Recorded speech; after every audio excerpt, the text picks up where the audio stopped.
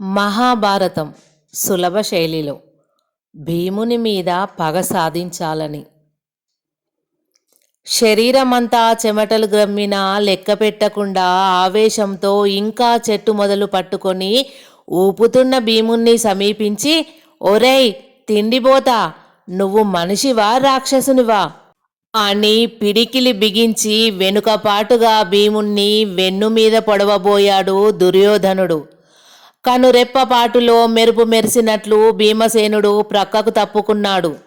దుర్యోధనుని పిడికిలి చెట్టు మొదలుకు కొట్టుకొని వేళ్ళు రక్తసిక్తమైపోయాయి. ప్రస్తుతానికి నీ పాలిటి బ్రహ్మరాక్షసుణ్ణి అంటూ భీముడు దుర్యోధనుని జబ్బ పట్టుకొని కుడిచేయి పిడికిలి బిగించి చెయ్యి పైకెత్తాడు. భీమసేన భీమసేన అని ధర్మరాజు వారిస్తూ పిలిచాడు. మా అన్న ఆజ్ఞకు కట్టుబడి ప్రస్తుతానికి విడిచిపెడుతున్నాను. ఇంకెప్పుడైనా నన్ను గాని నా తమ్ముళ్లను గాని తలబిరుసుతనంతో అవమానించావా, నీ రక్తం త్రాగుతాను, జాగ్రత్త. నడుములు విరిగి కాళ్ళు చేతులు కీళ్ళు సడలి వచ్చేపోయే ప్రాణాలతో ఉన్న నీ తమ్ముళ్లను తీసుకొని మర్యాదగా ఇక్కడి నుంచి పో. వీరులను ఆత్మాభిమానం గల పరులను నిష్కారణంగా రెచ్చగొట్టడం పిరికి పందలైన మీకు ప్రాణాల మీదికి తెచ్చుకోవడం అని తెలుసుకో, పో అని భీముడు దుర్యోధనుణ్ణి ఒక్క నెట్టు నెట్టి కింద పడి ఉన్న మామిడి పండ్లను ఏరుకొని విజయ గర్వంతో సోదరుల దగ్గరికి నడిచాడు. అప్పటి నుండి దుర్యోధనుడికి అతని తమ్ముళ్లకు పాండవుల మీద ద్వేషం బాగా పెరిగిపోయింది. భీముని మీద పగ సాధించాలని అందరూ పట్టుబట్టారు. రహస్యంగా పన్నాగాలను పన్నసాగారు. ఒకసారి భీమసేనుడు ఒక్కడు హస్తినాపురానికి సమీపంలో ఉండే గంగానది ఇసుక తెన్నెల మీద విహరిస్తూ చల్లగాలికి మైమరచి అక్కడే నిద్రపోయాడు. ఆ మహాబలపుత్రుణ్ణి అనుసరించి చాటుగా తిరిగే దుర్యోధనుని బంటు ఒకడు దుర్యోధనాదులకు ఆ విశేషం చెప్పాడు. వెంటనే దుర్యోధనుడు తమ్ములతో కలిసి బలిష్టములైన ఇనుప గొలుసులను తీసుకుని రహస్యంగా భీమసేనుడు నిద్రిస్తున్న చోటికి వెళ్ళాడు. అందరూ కలిసి నిద్రాపరవశుడై ఉన్న కుంతి కుమారుణ్ణి ఆ గొలుసులతో కాళ్ళు చేతులు విరిచి కట్టి అక్కడికి దగ్గరగా ఉన్న ఒక పాడుబడ్డ బావి దిశగా నడవసాగారు. ఈనాటితో వీడి పీడ వదిలిపోతుంది, ఇక నుంచి గుండె మీద చేయి వేసుకొని హాయిగా నిద్రపోవచ్చు అన్నాడు దుర్యోధనుడు. మన పాలిటి ఎముడై కూర్చున్న వీడి చావు తెలిసి ఆ నలుగురు గుండెలు పగిలేటట్లు ఏడ్చి ఏడ్చి చస్తారు. అంతటితో మన దిగులు తీరిపోతుంది అన్నాడు దుశ్శాసనుడు. అన్నయ్య, ఈ బావి నిండా మొసళ్ళు పాములు విచ్చలవిడిగా తిరుగుతూ ఉంటాయట. భీముణ్ణి అందులో పడవేసి మనం మళ్ళీ చూసేలోగా అవి అతన్ని గుటకాయ స్వాహా చేస్తాయి అన్నాడు ఒక తమ్మయ్య. అతని మాటలకు దుర్యోధనుడితో పాటు అందరూ తృప్తిగా హాయిగా నవ్వుకున్నారు. అప్పటికీ భీముడికి మెలకువ రానేలేదు. ఇంకా గాఢ నిద్రలోనే మునిగి ఉన్నాడు. దుర్యోధనాదులు బావిని సమీపించి అందరూ ఒక్కసారిగా విసురుగా భీమసేనుణ్ణి లోపలికి విసిరివేశారు. నీటిలో పడగానే భీమునికి మెలకువ వచ్చింది.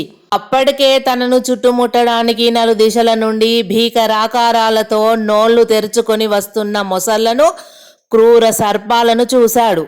గట్టుపైన నిలిచి చప్పట్లు కొడుతూ కేరింతలు కొడుతున్న కౌరవుల వేలాకోలాలను విన్నాడు. మరుక్షణం ఒక్కసారిగా బలోద్రేకంతో శరీరాన్ని పొంగించాడు. ఆ వజ్రదేహ విజృంభణకు గొలుసులన్నీ నూలు దారాలు తెగినట్లు తెగిపోయాయి. గట్టుమీది దుర్యోధనాదులు ఉలిక్కిపడి కళ్ళు నులుముకొని మరీ చూశారు. ఎడమ చేత్తో కడుపు క్రిందికి నీళ్లు తోసుకుంటూ నీటిపైన తేలుతూ కుడి చెయ్యి పిడికిలి బిగించి తనను చుట్టుముట్టిన క్రూర జలచరాలను చూర్ణం చేస్తూ భీమసేనుడు భీమ పరాక్రమంతో నీటిలో విహరించసాగాడు. ఆ మహా అద్భుతం చూసి దుర్యోధనుని గుండె నీరైపోయింది. దుశ్శాసనాదులు నోట మాట రాక కొయ్యబొమ్మలై నిల్చుండిపోయారు. భీముడు ఆ జలచరాలను నిశ్శేషంగా వధించి రాహుగ్రస్తుడైన సూర్యదేవుడు తిరిగి బయటికి వచ్చినట్లు ఆ పాడుబడ్డ బావి నుండి పైకి రావడం ప్రారంభించాడు. ఆ బలశాలిని చూసి దుర్యోధనాదులు తోకలు త్రెంచిన పిట్టల్లా పారిపోవడానికి ఉపక్రమించారు. కానీ కన్ను మూసి తెరిచేంతలో గట్టు మీదికి చేరుకున్న భీమసేనుడు వాళ్లను వెన్నంటి తరిమి అందరినీ కట్టగట్టి ఈడ్చుకొచ్చి ఆ పాడుబడ్డ బావిలో తోసి చేతులు దులుపుకుంటూ హస్తినాపురాభిముఖంగా నడక సాగించాడు. మరొకసారి భీముడు రాజమందిరంలో ఒంటరిగా నిద్రిస్తూ ఉండగా దుర్యోధనుడి వల్ల పంపబడిన ఒక బంటు కాలనాగులను తీసుకువచ్చి కరిపించబోయారు. కానీ వాటి కోరలు భీముని శరీరంలోకి దిగబడలేదు. చాటున నిల్చొని చూస్తున్న దుర్యోధనాదులకు నిరాశ కలిగింది. అదే సమయంలో పాము బుసలకు వృకోదరుడు మేల్కొన్నాడు. తన మీద విష సర్పాలను ఉసుగొల్పుతున్న దుర్యోధనుని బంటును మెడ మీద ఒక గ్రుద్దు గుద్దాడు. వాడు ముక్కు నుండి నోటి నుండి నెత్తురు క్రక్కుకుంటూ విలవిల తన్నుకుంటూ భూమి మీద ఒరిగిపోయాడు. భీముడు ఆ త్రాచు పాములన్నింటినీ ఎడమ చేత్తో పిసికి చంపివేశాడు. ఆ చచ్చిన పాముల్ని అవతల వైపుగా చాటున నిల్చుని ఉండి తనను చూస్తున్న దుర్యోధనాదుల మీదికి గిరవాటు చేసి లేచి ఒళ్ళు విరుచుకుంటూ ఆవలించుకుంటూ అక్కడి నుండి నిశ్చలంగా ఏమీ జరగనట్లు వెళ్ళిపోయాడు.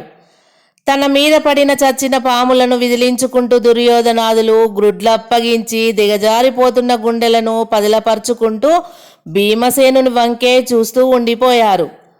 అన్నయ్య, అన్నయ్య! ఫలహారాల పల్లేరాల ముందు కూర్చొని వాటిని ఆరగించడానికి ఆయత్తపడుతున్న భీమసేనుని దగ్గరికి పరిగెత్తుకుంటూ వచ్చి యుయుత్సుతుడు గట్టిగా అతని చెయ్యి పట్టుకున్నాడు. ఏం తమ్ముడు? నోటి దగ్గరికి వెళ్ళిన లడ్డు అలాగే ఉండగా గుటకలు మృంగుతూ భీముడు యుయుత్సుతుని చూస్తూ అడిగాడు. ఈ ఫలహారాలు తినవద్దు, వీటిలో విషం కలిపారు అన్నాడు యుయుత్సుతుడు. అలాగా? అయితే విషం ఒంటికి ఎంత ఆరోగ్యకరమైన బలవర్ధకమైన ఔషధమో తెలుసుకోవాల్సిందే అని భీమసేనుడు చేతిలోని లడ్డును వెంటనే నోట్లో వేసుకొని మాత్రను మింగినట్టు మింగాడు. యుయుత్సుతుడు వారిస్తున్నా వినకుండా పల్లేరాలలోని పలు విధాల ఫలహారాలన్నింటినీ తృప్తిగా ఆరగించి బిగ్గరగా త్రేంచాడు. యుయుత్సుడు ఏడవనారంభించాడు. తనకు ఫలహారాలు తెచ్చి ఇచ్చిన దుర్యోధనుడు బంటు బంగారం చెంబుతో మంచినీళ్లను ఇవ్వగా త్రాగి, ఇంత మంచి ఆహారం తెచ్చి ఇచ్చిన నీకు బహుమానం ఏమిచ్చుకోమంటావు అని ఆ బంటును మెల్లిగా వీపు మీద చరిచాడు భీముడు. వెంటనే ఆ బంటు నెత్తురు క్రక్కుకుంటూ నేల మీద ఒరిగి ప్రాణం విడిచాడు. భీముడు లేచి యుయుత్సుని తీసుకొని అక్కడి నుండి వెళ్ళిపోయాడు. చాటు నుండి ఆ విశేషాలన్నీ చూస్తున్న దుర్యోధనుడు అతని తమ్ముళ్ళు ఆశ్చర్యంతో అలాగే కూలబడిపోయారు. కౌరవులు తన కొడుకు మీద పగబట్టారని, ప్రత్యేకించి భీముని మీద కక్ష వహించి చంపడానికి ప్రయత్నిస్తున్నారని యుయుత్సుని వల్ల తెలుసుకొని కుంతీదేవి ఎంతో జాగ్రత్త పడింది.